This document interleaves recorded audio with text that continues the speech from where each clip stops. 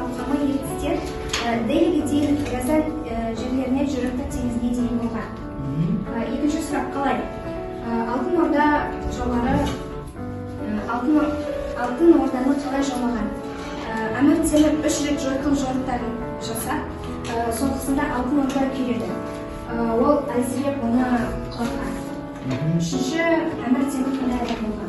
Әмір Темір өзі батыл және де қатал адам болған. Тамаша. Рахмет. Осып, бірлесіп бір жақсы жұмыс жасайды, қалай ойлайсыз? Бәрі зор отырмыз. Сондықтан сіздер бірлесіңіздер, қатақыздар. Біреуін қайтадан жазсыз. Біреуін сұрағын көрдім. Құран жазыватыр жазсыз. Аттарының жағынан жазыватыр.